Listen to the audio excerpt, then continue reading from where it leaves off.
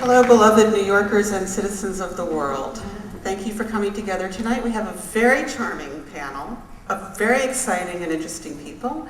It's a big opportunity, big subject. We want to hear what you have to say, so let us begin.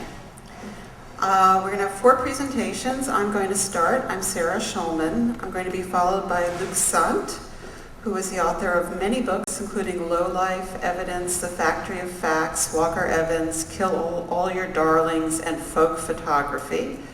And he will be followed by Hanif Kureishi, who's come from London to join us. He is the author of My Beautiful Laundrette, which we have to say he got an Academy Award nomination for. Also, London Kills Me, Venus, Buddha of Suburbia, Intimacy, and has been awarded, he was a commander of the Order of the British Empire, something none of us can say. And finally, Brooklyn-born Tracie Morris, who you may know was part of the International Slam champion many years ago, and is an experimental artist as well as a mainstream artist, and now a professor at Pratt. So let me begin. I thought that the best way to start a PEN event would be with a quote from Milan Kundera. And here's what he says. The first step in liquidating a people is to erase its memory. Destroy its books, its culture, its history. Then have somebody write new books, manufacture a new culture, invent a new history. Before long, the nation will begin to forget what it is and what it was. The world around will forget even faster.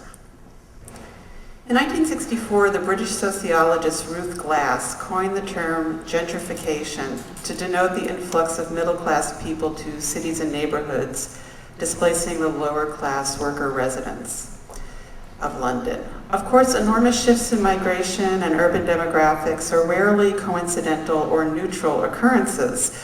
Usually people don't want to leave their homes and only do so when forced or highly motivated. The impetus can be political events as well as aggressive policy changes that push one community out while actively attracting another to replace it.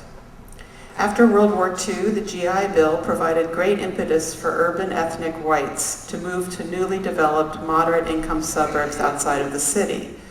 The bill provided low-interest loans for veterans that made home ownership possible for the first time, and racist housing policies often de facto restricted these benefits to white families. This period, often known as white flight, recontextualized many white families into privatized suburban lifestyles with a much higher rate of gender conformity, class conformity, compulsory heterosexuality, racial segregation, and homogeneous cultural experience than that they had known in the city. Built into this was an increased fear or alienation from urban culture, from multiculturalism, from gender nonconformity and individuated behavior.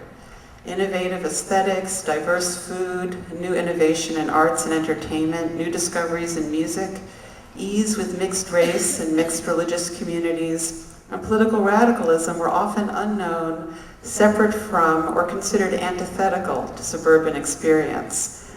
An emphasis on new consumer products, car culture, and home ownership itself formed the foundation of values that cemented many communities' ethical systems. In the 1970s, New York City faced bankruptcy. The poor, working class, and middle class residents simply did not provide a wide enough tax base to support the city's infrastructure. It was a place of low rents, open neighborhoods, and mixed cultures. City policy began to be developed with the stated goal of attracting wealthier people back to the city to be able to pay the municipal bills. However, now in 2011, our city is overflowing with rich people and continues to close hospitals, eliminate bus lines, and fire teachers. So the excuse presented for gentrification 40 years ago is revealed by historic reality to have not been the case. We now know that real estate profit was the motive for these policies. Tax breaks or corporate welfare were deliberately put in place to attract real estate developers to convert low-income housing to condominiums and luxury rentals to attract high-income tenants. Now, among those most responsive to the new housing developments were the children of white flight, those who had grown up in the suburbs with a nostalgic or sentimental familial attachment to the city, the place where they had gone to visit their grandmother or to go to the theater, or as teenagers to take the commuter train and walk around Greenwich Village. While we now understand that gentrification is not caused by individuals, it is not created by a young artist moving into a poor neighborhood, but rather by deliberate city policy favoring developers and real estate interests, individuals still do have an impact on its enforcement. We all have choices about how to behave, what values to embody, and this is a crucial but difficult to quantify force in gentrification. In the East Village, for example, it was quickly apparent that the newly rehabbed units attracted a different kind of person than the ones who had been displaced and freshly died of AIDS. Instead of Puerto Ricans, Dominicans, Eastern European and Italian immigrants, lesbians, oppositional gay men, non-institutionalized artists, and other socially marginalized refugees from uncomprehending backgrounds living on economic margins, the replacement tenants were much more identified with the social structures necessary to afford the newly inflated mortgages and rents.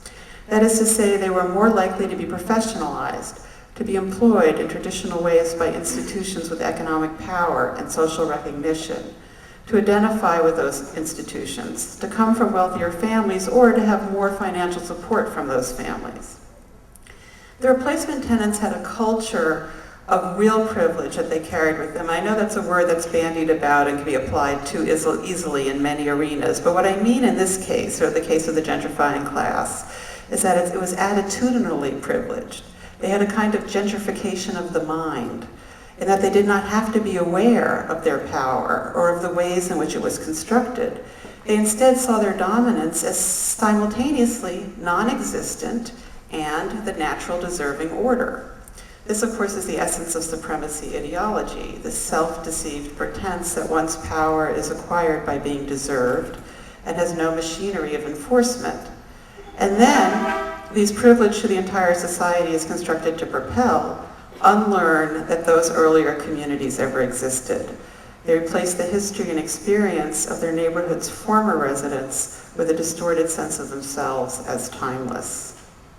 That those people lost their homes or died of AIDS is pretended away, and reality is replaced with a false story in which the gentrifiers have no structure to impose their presence. They just naturally and neutrally earned and deserved it. And in fact, the privilege does not even exist. That in fact, if you attempt to identify the privilege, you are politically correct or oppressing them with reverse racism or other non-existent excuses that the powerful invoke to feel weak in order to avoid accountability. Gentrification is a process that hides the apparatus of domination from the dominant themselves. Now, just as gentrification literally replaces mix with homogeneity, it enforces itself through the repression of diverse expression. This is why we see so much quashing of public life as neighborhoods gentrify. Permits become required for performing, for demonstrating, for dancing in bars, for playing musical instruments on the street, for selling food, for painting murals, selling art, drinking beer on the stoop, or smoking pot or cigarettes. Evicting 4 apartments and replacing them with one loft becomes reasonable and then desirable instead of antisocial and cruel. Endless crackdowns on cruising and public sex harass citizens. The relaxed nature of neighborhood living becomes threatening, something to be eradicated and controlled. Since the mirror of gentrification is representation in popular culture, it is a great moral question for writers. Increasingly, only the gentrified get their stories told in mass ways. They look in the mirror and think, it's a window, believing that corporate support for and inflation of their story is in fact a neutral and accurate picture of the world. If all art, politics, entertainment, relationships, and conversations must maintain that what is constructed and imposed by force is actually natural and neutral, then the gentrified mind is a very fragile thing indeed. Now, of course, New York relies on new voices and visions. Our soul has always been fed by new arrivals from other countries and from around the US who enrich and deepen our city. New York has also always been a utopian destination as well for heartland whites who are ostracized or punished in their conforming hometowns. Individuated young people came to New York to make it, to come out, to be artists, to make money, to have more sophisticated experiences, to have sex, to escape religion, and to be independent of their families. No one is inherently problematic as a city dweller because of his or her race or class. It's the ideology with which one lives that creates the consequences of one's actions on others. Many over the centuries have come to New York explicitly to discover and live the dynamic value of individuality in sync with community, instead of simply parroting the way their parents and neighbors lived in their place of birth. The difference between the refugenik newcomers and the ones who perpetuate gentrification culture is that the former come to New York to become New Yorkers. They become citified and adjusted to the differences in dynamics they craved. But the gentrified arrivals are different. They come not to join or to blend in or to learn and evolve, but to homogenize. They bring the values of the gated community and a willingness to trade freedom for security. For example, neighborhoods become defined as good because they are moving towards homogeneity, or safe because they become dangerous to the original inhabitants. Fearful of other people, gentrifiers, without awareness of what they are doing, often seek a comfort in overpowering the natives rather than becoming them. Now, writers in every society serve on both sides of social discourse. There are writers who reinforce the dominant values of their state and receive great reward. There are writers who truly protest and can often be demeaned and marginalized. In our society at this moment, the most rewarded story is, the coming of age of the white male, which is a story we feel compelled to hear and reward over and over ad nauseum without relent, followed by the supremacy of the white heterosexual romance, and finally the centrality of the white family, all told in a kind of middle-brow literary fictive style. Hence, our contemporary literary power elite resembles the homogeneity of our most gentrified neighborhoods, but more important than demographic is the gentrification of the mind, the way our literary enforcers of gentrified culture understand themselves. That the professionalization of writing at the MFA degree is a prerequisite for employment now significantly entrenches the homogeneity of American literature in our era. Instead of fostering writers who emerge eclectically with varied acquired influences, who become artists by making art, hanging out with artists, and going to see art, we're screening and organizing the production of our writers based on collective identities built around the branding by school, exposure to shared reading lists, and influences of key teachers who use their professional relationships to advance students whose points of view most please and comfort us. The MFA process is antithetical to true art making. We create a rewards apparatus in the arts that does not reflect American writing, but rather that mirrors the demographic and sensibilities of the gentrifying class. When successful, it's a kind of insider trading that the SEC should shut down. And when, as in most cases, the MFA phenomena cashes in literally on people's fantasies without producing publishing writers, it's a Ponzi scheme that Bernie Madoff would be proud of. So how do we de-gentrify? Besides crashing the real estate market, building low-income housing, how do we de-gentrify our minds? This is the realm where individual will becomes the key to transformation. Gentrification replaces most people's experiences with the perceptions of the privileged and calls that reality. In this way, gentrification is dependent on telling us that things are better than they are, and this is supposed to make us feel happy. It's a strange concept of happiness as something that requires the denial of many other people's experiences. But for some of us, the pursuit of reality is essential to happiness. In gentrification, we live with an idea of happiness that is based on other people's diminishment, but we do not address this because we hold an idea of happiness that precludes being uncomfortable. Being uncomfortable is required in order to be accountable, but we currently live with a stupefying cultural value that makes being uncomfortable something to be avoided at all costs, even at the cost of living a false life at the expense of others in an unjust society. We have a concept of happiness that excludes asking uncomfortable questions and saying things that are true, but which might make us and others uncomfortable. Being uncomfortable or asking others to be uncomfortable is practically considered antisocial, because the revelation of truth is tremendously dangerous to supremacy. And as a result, we have a society in which the happiness of the privileged is based on never starting the process towards becoming accountable. If we want to transform the way we live, we would have to reposition being uncomfortable as a part of life, as part of the process of being a full human being, and as a personal responsibility. Once we can embrace the fact that it won't kill us and start the process with repetition, it becomes more tolerable. And once the prohibition on being uncomfortable is diluted, dismantling gentrified thinking and supremacy ideology becomes an interesting and natural part of being alive. Ultimately, it becomes invigorating and then exciting. I love the moment of recognition that I am uncomfortable and the process of trying to understand why. This insight makes my interior life richer, and I feel deeper and more human. Thank you.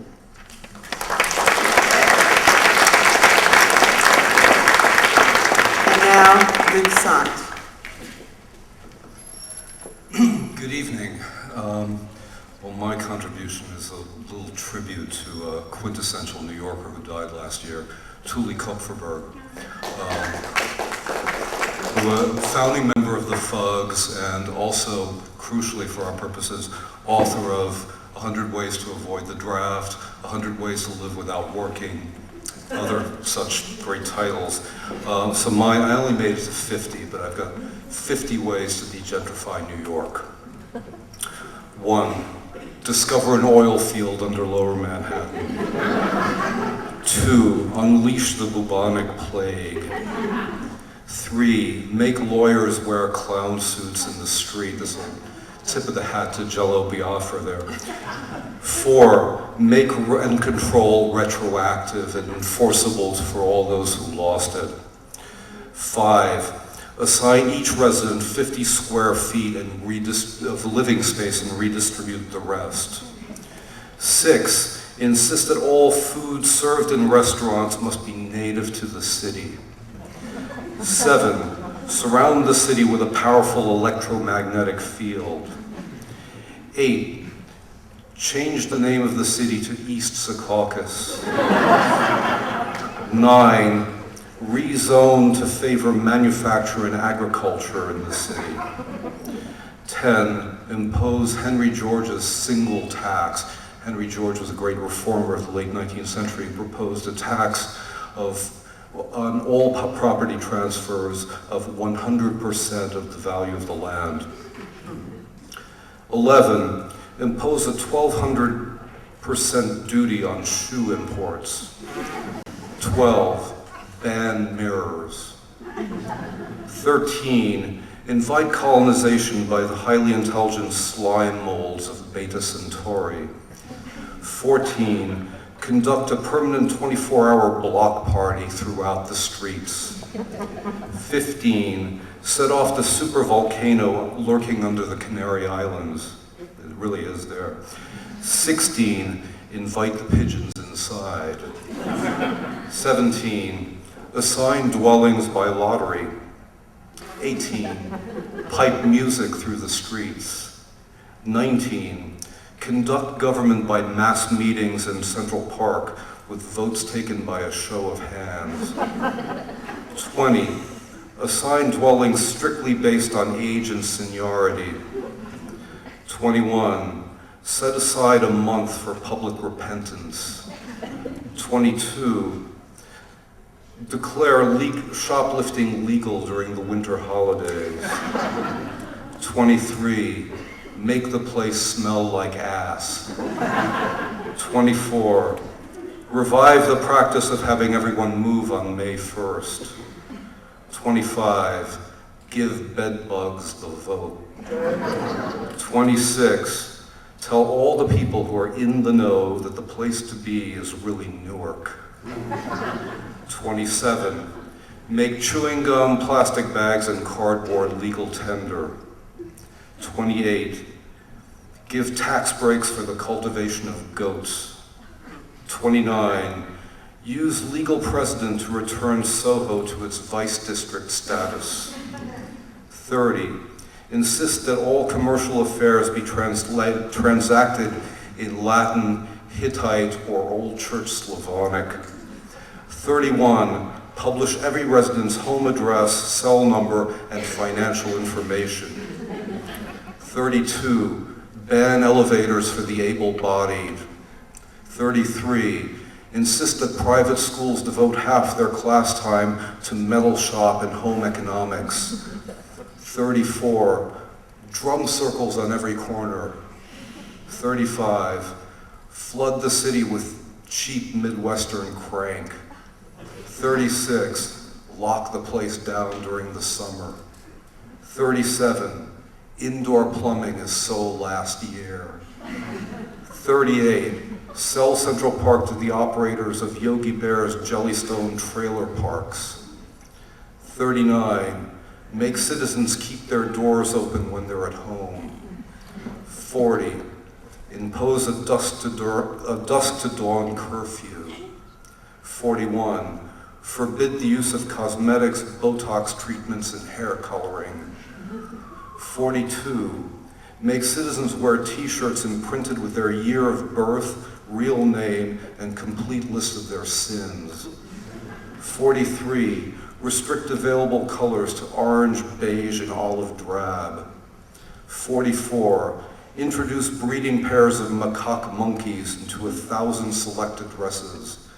45, let the Metropolitan Transit Authority take over housing preservation and development.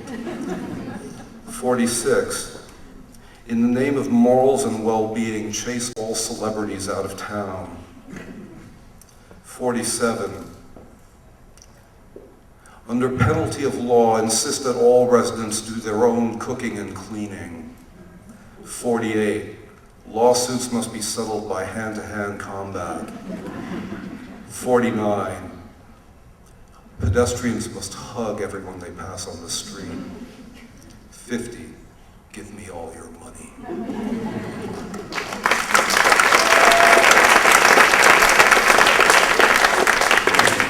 Mr. Kureishi. In the spirit of what Luke just said, it seems that I have no qualifications whatsoever to speak on the subject of the gentrification or not of New York, as I have never lived here, very rarely visit, and know nothing about your city. So I am the ideal person for you to be listening to on this subject. But I can say that I moved from the suburbs of London, from an Indian immigrant family in the mid-1970s. And I moved to London because there were 3 districts in London that really interested me and excited me: Soho, Chelsea, and Notting Hill. And I'm sure you're aware now that those 3 districts are more or less entirely now inhabited by bankers. And so I live in a district called Shepherd's Bush, which is to the west of those places.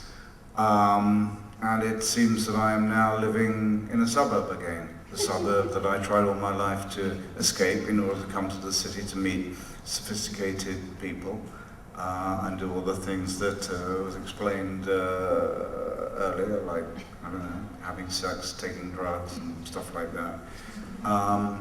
I've now returned to where I came from.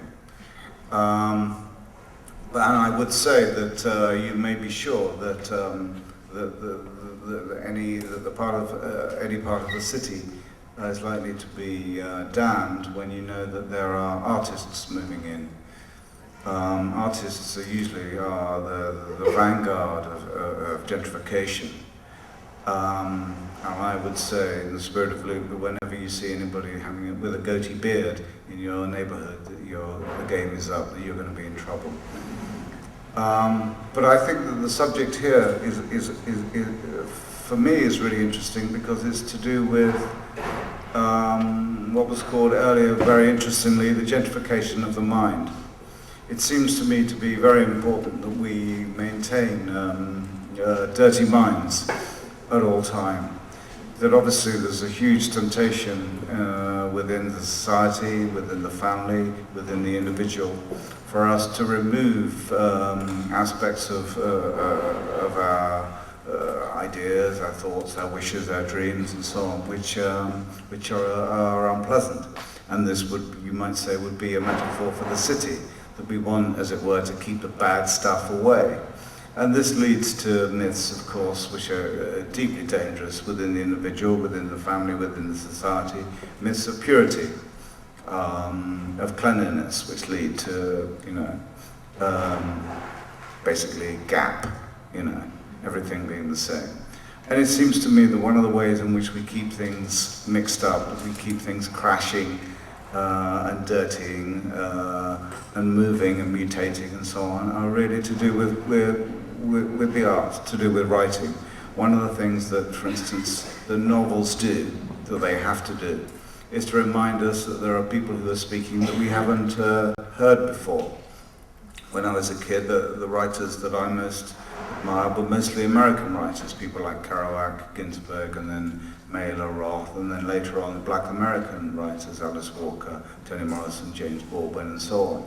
That this, to me, was a picture of how a culture is renewed, that we are hearing from people who we haven't heard from before. Coming from Britain, when I heard Kerouac, when I read Toni Morrison, etc., it was an incredible blast of freedom for me, and that's what excited a boy like me and my friends living in a suburb of London. What excited us was the noise of America, which was the noise of blues, of soul, and of American writing, what you guys gave to us in Britain, which at that time was asleep and dying. So I would like to make a plea for the de-gentrification of the mind, and a plea that this can occur through the arts, through the arts, I guess the unofficial arts, from listening to the voices of writers, artists, musicians, and so on, who aren't heard from. And it seems to me that a culture develops, that an intelligence develops in individuals through knowledge of those to whom we haven't heard from yet. And it seems to me that this PEN conference should be dedicated to that, to hearing from those people who haven't yet spoken. Thank you.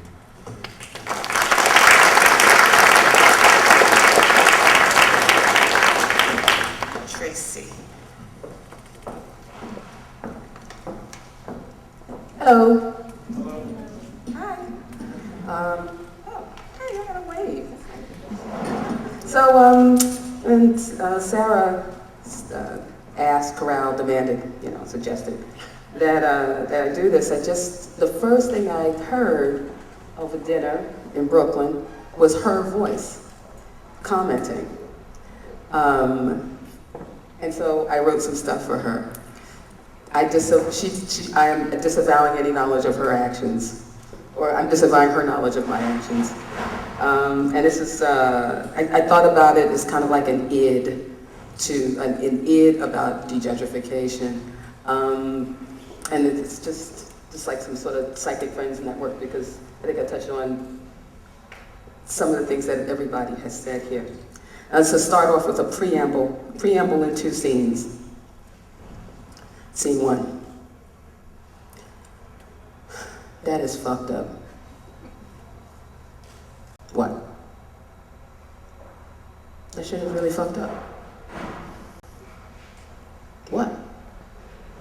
I mean, look at that shit. What was fucked up about it? Look at that shit, it don't even go.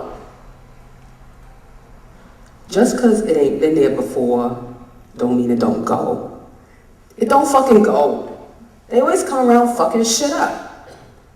This shit is gonna even fuck up more shit. You know what your problem is? No. Your problem is you don't like new shit. Your shit is the same old, same old. Your shit is fucking tired. My shit is not tired. I keep my shit real. That's my shit. I don't need these fake motherfuckers around here. You know, you think your shit don't stink. Fuck you. I think it's nice. Why can't we have anything nice around here? Because motherfuckers like you fuck shit up.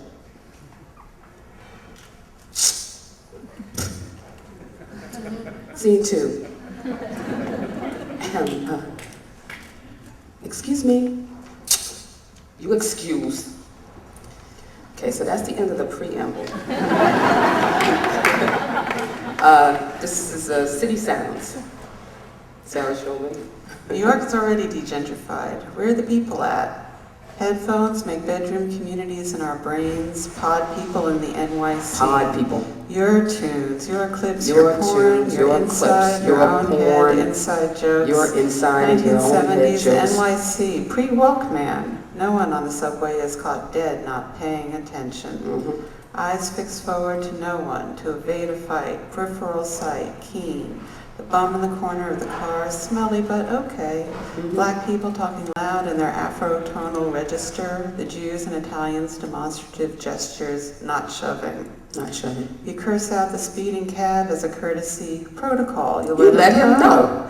We used to have bags across the shoulder, holding the handle in front, money at the bottom of the bag to make it harder for the picker Make it harder for the picker to get. Now we have oblivious transferees, wallets in their back pockets, conspicuous in their privilege. Everyone is under control.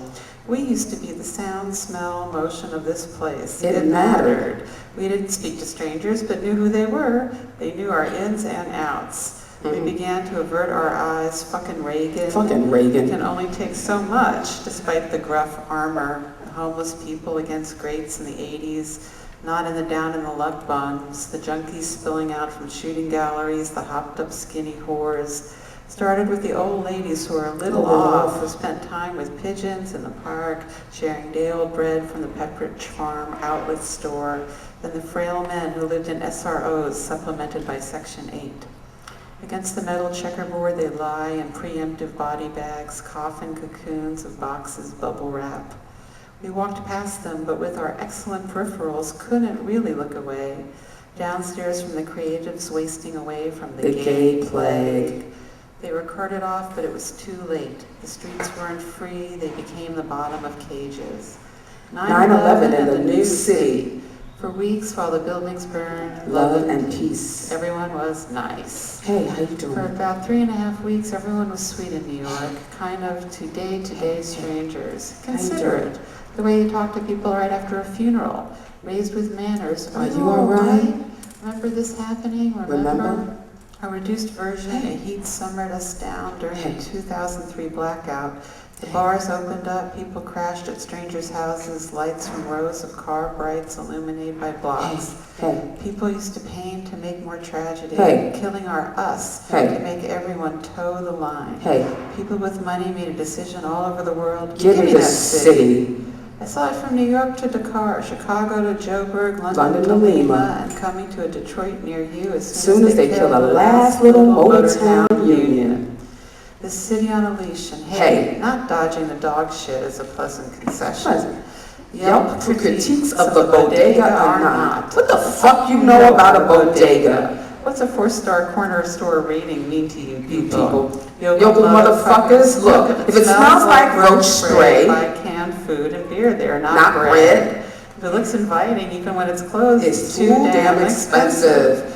What do we give back to the world? People who know how to fucking walk down the street. E.g., Fucking people in New walk. York always had children and they knew Walk. how to walk by age 2.5. Walk. Now if their feet had to be put up to keep the wheels rolling, they're Too fucking big for that shit. Teach them how to walk fast. Be first in the city. Their spindly legs at least trying to keep up. Walk. Walk. Stroller should be an oxymoron in New York. Should be called Fasters. Step on it. Step on it. No one but tourists stroll around here. Stroll. City workers are diverted to whiter quality of life hoods. When the snowstorm shit hits, black buses get the reroutes, service others, and colored folks don't even like the cold. Old black folks who can't afford the dollar cabs like it less. I wish bus drivers didn't wear uniforms, could look like your neighbor driving. I wish cab drivers beeped more when pissed off. Wake people the fuck up. Wake the fuck up. Horns in sync like the intro to a Fela song, sounding the city, cop cars, ambulances, backbeat to our revolving discotheque. Cops used to have sky-colored shirts and dark trousers, a blue-collar administrative air about them. Now they look like outlier SWAT teams. Blackwater fascist statement. The city is flatlining, a bloodless coup of streets sloping into one another, park slope slides into Prospect Heights, east and west villages, just a backdrop to NYU. I miss black folks throwing shade at each other and everyone else. I miss Puerto Rican, Cuban, and Dominican restaurants all over Brooklyn. I miss luxurious, different, unapologetic punk danger, black danger, dyke danger. I miss giving up seats for old ladies by young men. That's old school. Women give up their seats all the fucking time. I miss people playing stoop ball, jump rope, skelly, drawn from a rock or left plaster on the sidewalk, kids flush with their frog legs and wax bottle tops trying to win that shit. I miss brothers playing boxing on the street, slapping a fist down for poor form. Black people reading revolutionary black history books on the train and looking around the car, knowingly. I miss loud Italians giving people the finger who talk fast but curse really slowly. Fuck you! I still hear echoes of Yiddish pronunciations in meh, spiel, schmear, and schmuck. And where the fuck are all the Irish acting Irish? I miss New York being the place where only white people who wouldn't be considered white anywhere else would come to be white-ish. White-ish. I remember when yo went from the Puerto Rican word for I to the black word for you to the Italian word for hey. I miss loud Arabs in bodegas and on the street before outsiders assumed they were terrorists if they had the typical New York attitude. People can become New Yorkers, but New York can't become other places. This is how we do. Our pigeons walk across the street, have adapted to the New York pedestrian credo to cars. You better not hit me. New Yorkers don't look at the light, we look at the cars. We look both ways on one-way streets because people drive crazy. Cars speed up at yellow lights, walkers slow down in front of moving vehicles, folks dash strollers on yellow to guilt trip the trucks into stopping. We're subway people. Personal space is theoretical, metaphysical. The protocol of being too close on the train is of weight negotiation, not proximity. The subway sounds like Metro North. Why is everybody whispering? It's not like you paid extra. Only the preachers and the beggars audible throughout the car. Southeast Asians play tango music at medium volume in the space behind the counter in the subway bodega newsstands. They look at the black women who buy Essence like yum. I think all those years of selling big butt magazines made them come around. I like black women with wigs and weaves. We know and don't care. Concentrating on how it frames their faces and don't touch her hair, stupid. Stop asking if it's real. Is it a fucking hologram? New York is still where dark-skinned Asians come and still aren't black. They have straight hair. New York is still where Latinos who are considered white in their countries come over and are now colored and very, very disappointed. New York is still where rich black folks who come from money have to have black flavor and white fashion. Hey, Jungle Fever, sister could be wearing the tightest, most low-cut gear. In New York, if you touch any of that, she will slap the shit out of you. I'm happy that Greek restaurants still have Greeks, and those cups with the drawing of the Greek urn saying, "We are happy to serve you," designed by the Czechoslovakian Jewish guy. I'm glad that in 20 years, Mexicans and others will be the culinary arbiters. Mexicans prepare cuisine from all parts of the world, from 5-star to corner Chinese, the best food critics. That shit can't happen soon enough. I wish ruthless white businessmen could be restricted to Wall Street proper and Midtown. Keep the squares in squares, man. Tourists overcompensate. They talk loud, wrongly. They expect service. Chop, chop, fuck 'em. Wait in line or ask our way. Figure it out. Tourists walk wrong in the city. Too slow, too shuffling. Herd mentality, staring slowly up at buildings, glancing quickly at addresses.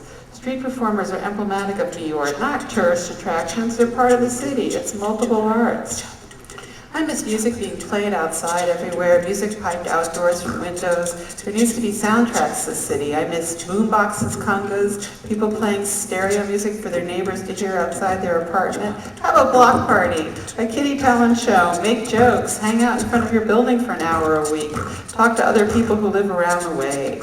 I miss New Yorkers who fucked up. People fuck up and could, with rent control, living with somebody, any kind of hustle could still be our neighbor. We could still see them on their way to the train station. Now there's no place for the broke, the just getting by. It's all about career outsiders, veneers of success, celebrity efforts in your local corner beaming out to the city. Heath Ledger died when he left regular Brooklyn. The deadly pseudo-Cali isolation of empty gentry meatpacking New York killing him in his sleep. Glass buildings of the dead, flashlights with beveled mirrors behind the plexiglass, the battery behind a coil, our fingers on the switch, our own clitora perennia, to flick a bright second, waste of energy. Only artists with money already can move here now. Indulgent rich who don't have to work. We give the world anti-tolerance. We accept weird people, weird shit. It doesn't matter as long as you know how to keep in the flow or get the fuck out of the way in the city environs. Who walk in the rhythm of the people in the traffic, who chill on the side so folks can go around you. Pioneers look at locals like the blocks of a zoo. Then one day the outsider enters the Lotto cigar store or Baroque Botanica, become part of the neighborhood, desperate for some kind of luck to keep them there. To pioneers, local outfits are costumes. They're like tourists taking pictures from double-deckers, the one that circle neighborhoods. Restrict them to commercial districts, to the Disneylands they were made for by displaced sex workers and queers. But this shit, what about making things safe for the children? I'm sick of children being used as human shields for their non-reflexive bourgeois parents. Your kids can be intelligent, savvy, imaginative, sarcastic. You're stupid if you let anyone teach them right and wrong but you. Let them be kids, not stupid kids, ones who know the difference between strangers who are safe crazy or void crazy. Don't be so fucking lazy. Stop relying on underpaid black women to make your child street smart. Let them play with the pigeons that can take their sweet time. Leave the squirrels and rats alone. Teach them to leave cans of food for the feral cats. Make the regulars of the city feel good. Stop babying the elitist, corny motherfuckers. The landed gentry should feel uncomfortable. Not quite welcome. Not quite beloved. Gentrification takes power away from most people. De-gentrification should give the city's power to most people. Don't be so polite, so quiet. Good behavior is the tool of the powerful. It's their overriding mode of communication. Don't be so polite. And don't be an asshole for no reason. Have a reason. Have a reason. To de-gentrify New York, hang out. Stop exchanging pleasantries and ask. Be loud, say shit, talk shit. This isn't fucking London. Fucking central Don't London. be a sucker. If someone is being a jerk, suspicious, or a liar, call them out. Tell people who are rude and from out of town to shut the fuck up. Say, you look like shit. Say, I don't give a fuck where you're from in Europe, but hold the fucking elevator door. Let your neighbor know that they'll keep an eye out for their kid for 5 minutes if they have to run to the store. Tell them off if they're late. Don't sue for every fucking thing because you're scared to talk back, hiding behind your lawyer. Have 3 best friends you can love, argue with, get into AA even if they hate you for it. Love them anyway, even if you can't stand them, even if they're fucking up. Give the world back, energized attitudes, smart Alex, fast walkers, sometimes smokers, drinkers sometimes, sophisticates, artists, intellectuals, people style, flavor up the ass. What's different about your hood? Emphasize that shit. Not for the realtors, for you and your block. Don't blab all the neighborhood secrets. Learn to live without every fucking convenience. It makes every place in the city the same. Sing in the street without headphones. You have headphones on and you sing, it always sounds bad. Don't punish people with that shit. If you gotta listen to the tune, only put in one headphone and leave one ear free so you can auto-tune your fucking self. So what if people hear you? But keep some shit to yourself. Make new people in the hood earn the right to know. Stop being so scared of people who look scary. Walk away, mind your business, find a cop. Stop acting weak. If something bad happens, work through it. Tell your people, keep your head up. Leave hookers, drag queens, trans kids, and weed smokers alone unless you want some. When something bothers you that someone else did, no matter where, don't ignore them. Say, what's your problem? We give fire, bring noise, give sound, loudness, arrogance, rhythm, the space-time continuum, and the burning for more. That's our ambition. Thank you. Thank you. Okay,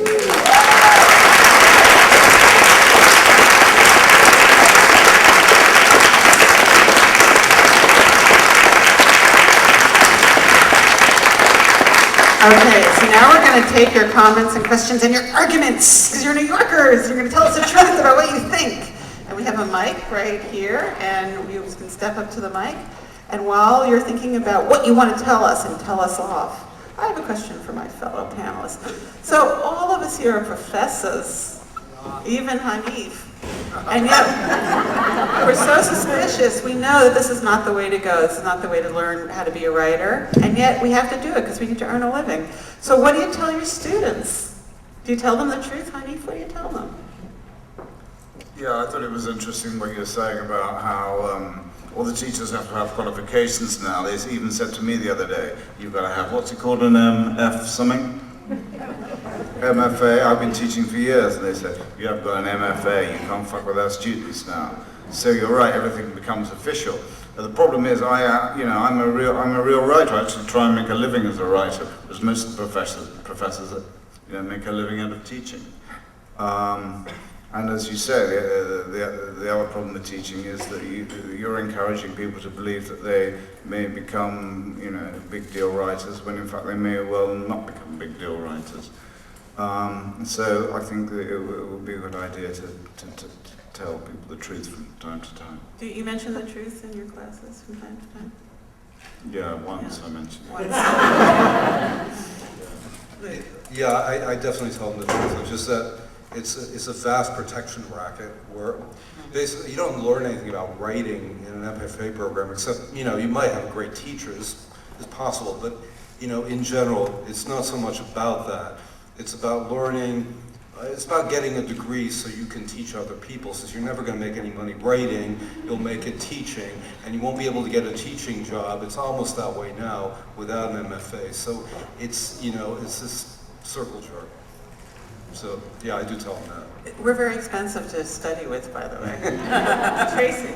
That's complicated. I have to be a curmudgeon, I guess, a little bit.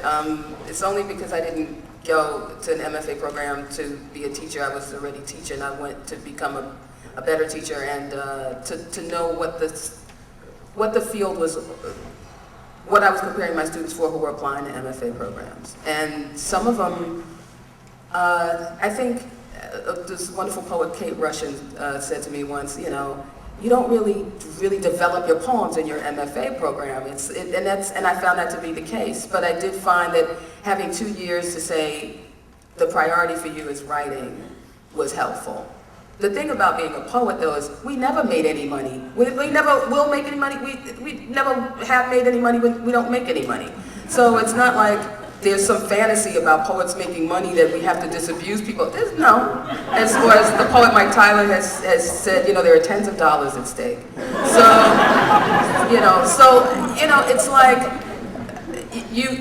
but I do think the attention, I think poetry can be a little different sometimes because you do have to hone your relationship to, poetic craft or whatever.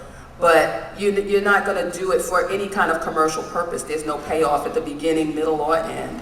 And I think there's an sometimes exalted relationship that people have to poetry vis-a-vis other kinds of writing. So it's kind of, I think there's more of a symmetry in some ways between poetry and academia. That being said, as Sarah knows, my trajectory in poetry was completely not through an MFA program. I was already, I grew up being a poet on the Lower East Side, meaning I went to New Eureka Cafe and competed in slams, and then got asked to do hip-hop based poetry, and then started to do experimental work, and then got an MFA, and then got a PhD. So it's just like, everything I did was backwards, but it was just because I was interested. It wasn't because I thought I was gonna make a living at it. So I tell my students, get an MFA if you're interested in doing writing, and if you're gonna do the work anyway, get credit for it. But it's not to make money, because that's, please. Okay, so I want to invite you to come up and yell at us. Or, say something, just argue or tell us what you think. Urbanity is dependent on the dynamic mix. And if everyone's controlled and homogenous, how are cities going to produce revolutionary ideas for the future? I mean, gay liberation and black power were not born in Syosset, right? They come from cities. And we have to have that kind of freedom to produce political ideas and new art ideas for the world. Yes, sir. Hi, this is directed, I guess, to Ms. Schulman, in the spirit of uncomfortability. It strikes me as sort of facile and specious to claim that there was this idyllic pastoral time prior to gentrification, whether that be the gentrification of the 90s or the 70s or the 40s or the 1890s or whatever. And when you're talking about those times, there was still institutional corruption and racism and sexism and homophobia back then too. In many ways, it was even worse than it is now. And I guess I'm wondering, it seems to me like when people talk about this time that New York was great, what they're really saying is, they were in their 20s at that time. So I just wonder, one, why of the nostalgia, and also how can you really claim that it's, our city, the people here city, more than it is the iBanker city, or more than it is Old Money City, or more than it is anyone's city? And if you... Because what you're describing is a dynamic in which there's a resistance, and in which younger people can come and bring new ideas and have a chance. Like if you're a young artist, you can't move to Manhattan. You're working 3 jobs. You're sharing an apartment with 4 people. There's no chance to think. You don't have any space to make work. You can't. I used to have a theater on the corner of 7th Street and Avenue A. We paid $100 a month. People, there's no space to show your stuff and to find out who you are. So what it does is it closes the door to new ideas, and then the dynamic is erased. That's my argument. What do you say? I don't think we're arguing that it's idyllic, but I think we have to pinpoint what it is that was lost. I think the moneyed interests, the conservative interests have, give us a steady diet of advertising what their vision of the city is. But what we're offering, I guess what I would like to offer is a sense of what it is that is lost. And I think, yeah, we do come from the privileged position of seeing those dynamics take place rapidly because we're from here. But it's always been a place of new, people negotiating. That's why, in my piece, I wanted to make sure I mentioned some of the groups that are making, contributions that I think are somewhat underground, like our association with Pangra music, with South Asian music, comes from hearing it in that little space in the bodega newsstand, in the subway, between the Kit Kat bars and Big Butt magazine. That's when we begin to become social, if we're not from those communities, socialized with that kind of stuff. And I think that's good. I really do strongly feel that Mexicans, Central Americans, and South Americans are going to be the arbiters of culinary tastes, because they're the people who are working every rung of the ladder in every restaurant in New York. So it's just like, well, what do we see? I think that's a good futuristic consideration. But we've lost a lot of things based on the propaganda of Zurich. And as one of my friend, Melvin Gibbs, is a bass player, phenomenal musician, and he says, they want to make the city like Zurich, but Zurich doesn't have art. It's perceived of as an art city. What do people want to come here for in the first place? It's not to be bankers. Rich people, there's always been a part of New York for them, but they didn't predominate the discourse of the self-perception of this city. And that's what we're trying to hold on to. Even if it's different, we need to investigate what our perception of ourselves is, and it's not trying to be, Mike Bloomberg or Donald Trump or anybody. They're in the mix, but now they're becoming the predominant ingredient, or the perception of what the predominant ingredient should be. There's nothing funnier than the title of the magazine, The New Yorker. Every time I see it, I laugh hysterically. As opposed to, because right, as opposed to a New Yorker. I'm a New Yorker. Yeah. All right, thank you, Fran. Or Just a quickie. I wasn't going to talk, but most of my family's in Europe. They're fine. They're a lot better than everybody here. But my grandma didn't speak English. She came over. She raised 3 college graduates. I left. I used to teach at Rutgers. I love it. It's great. But I had to take care of my dad, who was dying, who was a defense, not CIA, defense intelligence agent who saw this country, because there was no respect for culture. He called the public schools the Ivy Leagues of the world. I was too idiotically optimistic. I left a college because the kids thought they would make $1 million writing books. I thought it's better to teach someone to read. I can speak a few languages, so also just let them read and write, not study tests. So I was one of 2 people to raise a test scores 50%. Well, what happened? People drafted me. They didn't show up for meetings. I went broke, I got punished, then I got robbed by cops. This is not old New York. I'm not going to go on, because I could go on, but I want to just end with something good. Okay. There are speakeasies all around. I've been too busy to go, and they'll never find them, and I'll give you all of them. Okay, thank you. Excellent. And there is an underground movement. It's not enough, but it's something. Okay, thank you. Yes? Hi. Hi. In January, my partner and I moved into his rent-controlled apartment in East Village that he hadn't lived in 18 years. And he was really sad about the change in the neighborhood. What advice do you have for him that I can give him? He was kind of too sad to come tonight, I think. You know, I've been in my East Village apartment for 31 years, and I feel like I'm like the, you know, the living version of colonial Williamsburg. Okay. But there is still life there. You know, every once in a while I see an artist, I recognize, and we kind of wave at each other. Otherwise, it's sort of like Bourbon Street. Now, one of the things I noticed is there's a lot of, you know, empty storefronts in the East Village, which they sit around for a while and they become subways or banks, because no one can afford those commercial rents. But what if theater companies went into those storefronts and negotiated with the landlords to rent them for 3 weeks or for 2 weekends to do shows? It could become a whole new renaissance again, you know, for work. And that's what I want people, that's an idea that I have for our neighborhood.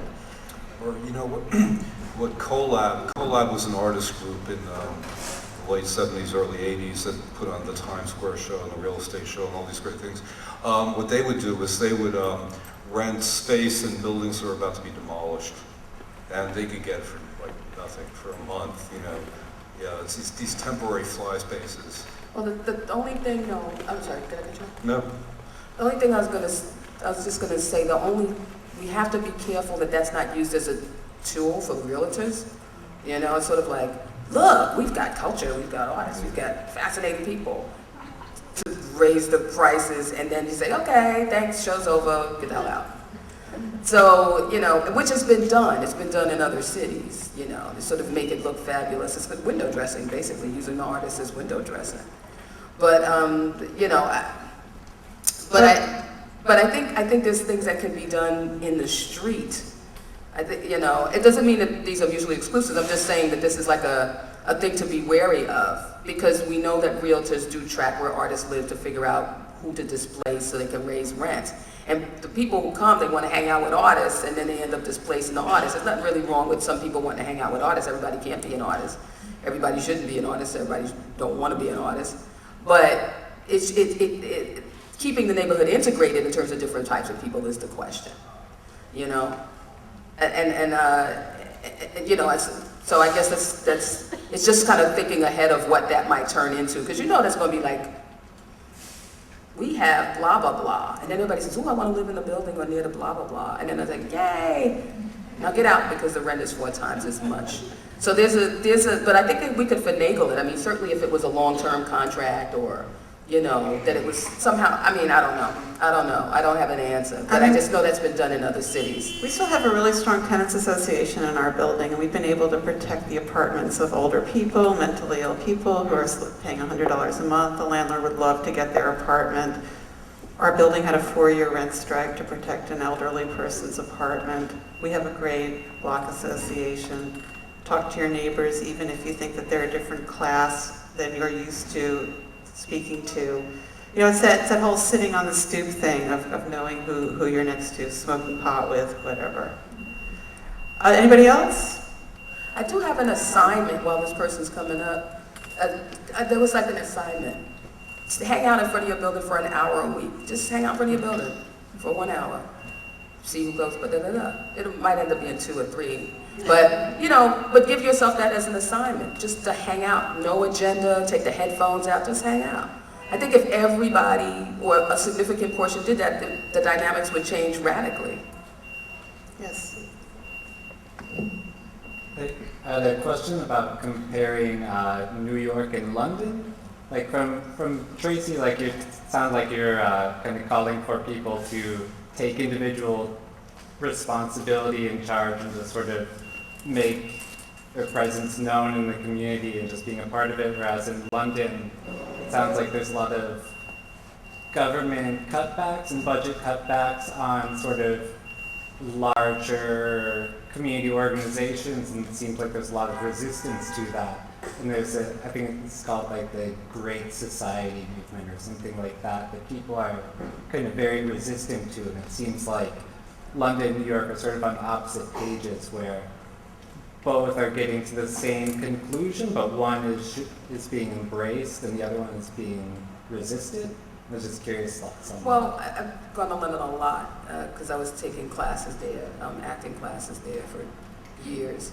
And I like it a lot. I like that city a lot. I didn't know how much I liked it until I wasn't there for a while, and I was just like, I miss it. But what I meant by that line is in fucking London is that the protocol, the British protocol of and maybe it's changed, of not speaking loud. I once had like a racial confrontation with someone, and it was totally predicated on that person assuming that I would not be loud. That was a miscalculation, it was scandalous. But anyway, the whole thing was about the protocol of class, and they just assumed that what they thought my class status was and how I would negotiate that with them. It didn't work out. And so I meant something very particular with that statement. It wasn't a broader comment, but of course, since we're talking about academia, the schools, the London students have been out in the streets going off because of tuition. Like, it's gotten to riot levels. And I'm just like, we never do that. And I think in some ways we're just not accustomed to being in the street. We're not, unless we're going somewhere, but not just like being pissed off in the street or negotiating the street as a public space. Yeah, well, actually, I mean, more specifically, it seemed kind of like a relationship to government, whereas here it seems there's just general mistrust and just cannot trust bureaucracy or anything like that, whereas there, it seems, I mean, just from my peripheral understanding, that there's more of a trust in a kind of collective good or something like that. Let's ask Hanif, since he lives there. Yeah.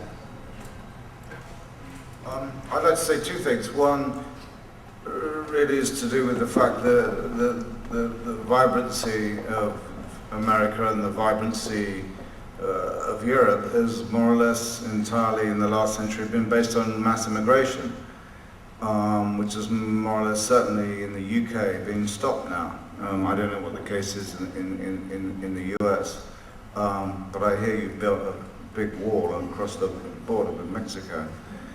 And it seems to me that what we need is more immigration, mass immigration. And there are certainly going to be more and more refugees, asylum seekers, and so on coming from the Muslim third world. And I think we have to go to enormous trouble to take those people in for their own benefit, out of moral duty, and out of the fact that the full knowledge that our societies develop and grow because we allow numbers of people, new people, to come into our societies all the time. Luke was talking about, London and bits of New York and so on becoming like Zurich. Well, that's because there's no one living there. There's no one real living there, and the way you get real people living there is the fact that you let them in. And the other thing is that it was really interesting what you said, because there's been a lot of street stuff in London and the rest of Britain, actually, in the last year. Demonstrations, as there have been in most of the rest of the world. The people really are taking to the streets in very violent, clamorous ways. And this is a new phenomenon, I guess, the phenomenon of the crowd, of people who want justice and democracy. And I'm really shocked and surprised that you guys haven't got that going over here at all, actually. Maybe it's because of Obama and etc. But I'd be very interested to hear why that isn't happening in the United States, as it is in fact happening everywhere else. Thank you. Yes, ma'am? Hi. For artists to be able to flourish, live, do their art in New York, they have to be able to have a place to live that isn't outrageously expensive. And I think what destroyed this was obviously the real estate industry and the housing bubble, which was orchestrated from the top to, deceive people. And there were years that even, poor people or middle-income people were delusional, thinking they were going to flip apartments. Nobody was thinking about the fact that in Albany they were weakening the rent laws and destroying rent stabilization.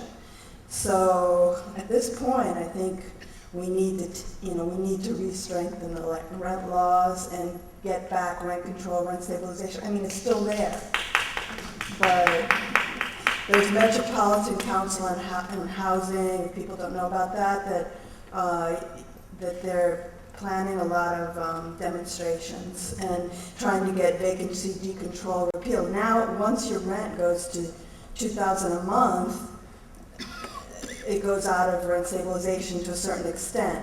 And there's a bill that it may be raised to $3,000. They're trying to propose things to re-strengthen the rent laws. That would do a lot, because I feel bad for the younger people coming to the city.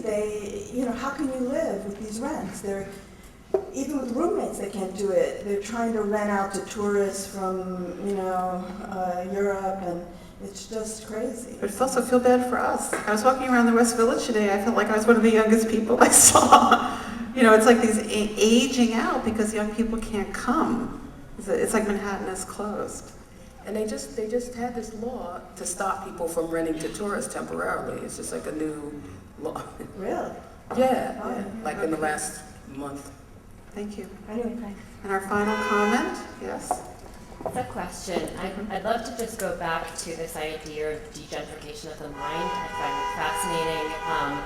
I think about whether it's investment bankers or the young people that you're talking about or your students. I'm a little bit nervous that you're kind of thinking it's too late for them, even though they're already in your classroom. But my question is whether it's about getting your kids, your students to become comfortable with discomfort, or whether it's about dirtying their minds a little bit. As teachers, how do you make things dirtier? How do you dirty their minds so that they can sort of de-gentrify that space?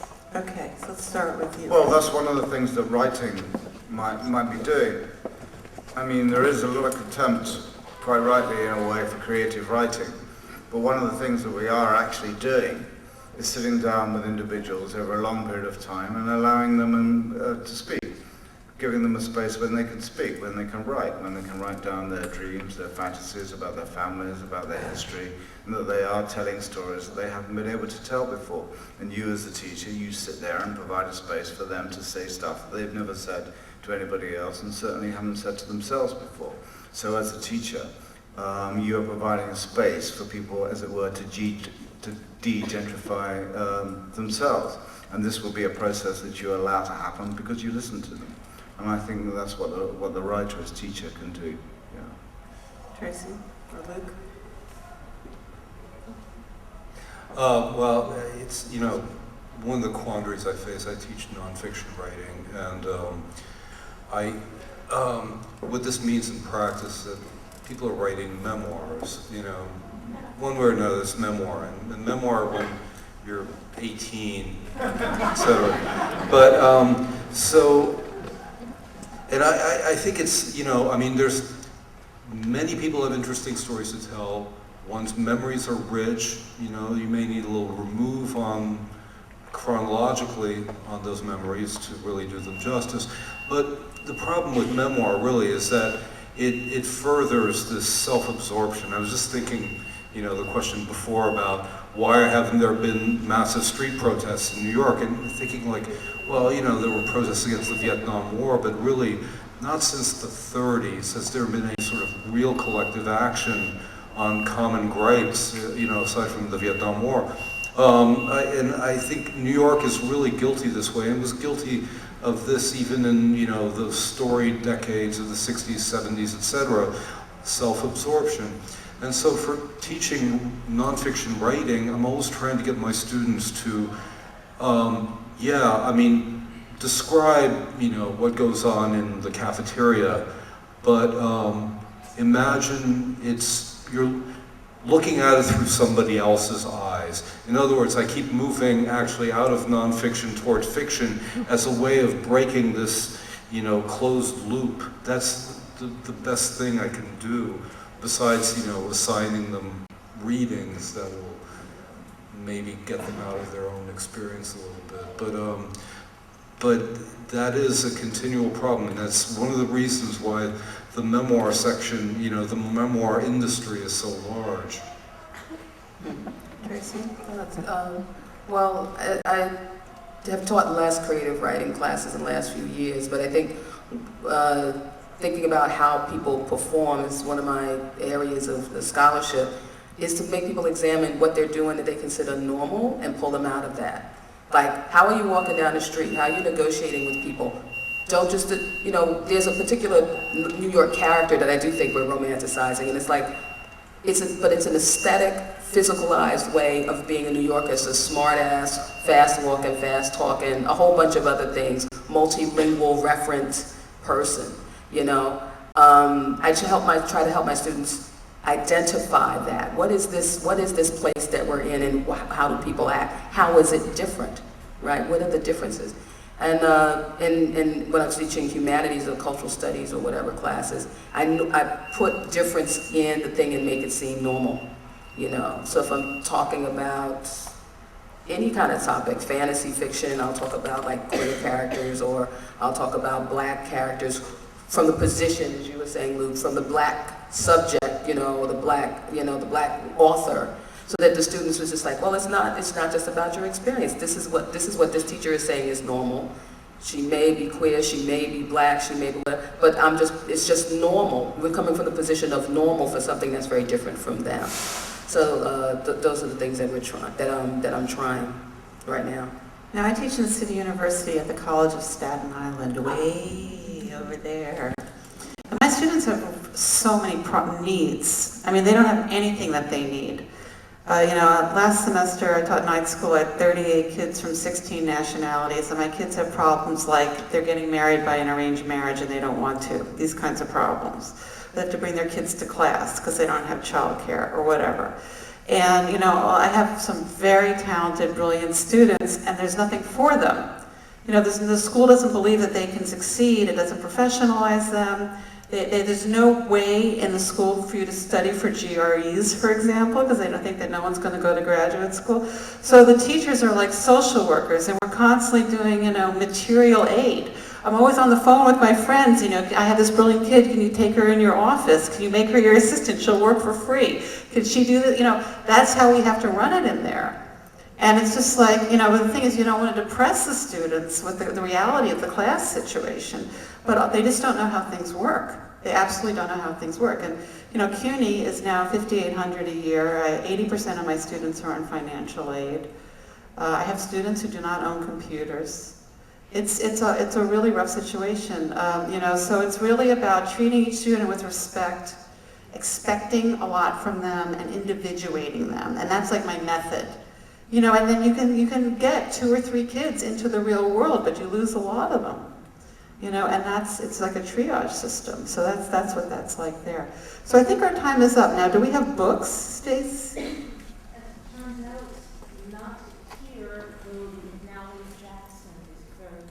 All right, so if you feel like going to a fantastic bookstore, just go to Prince Street at McNally Jackson and have a coffee and get a great book. And thank you so much for coming.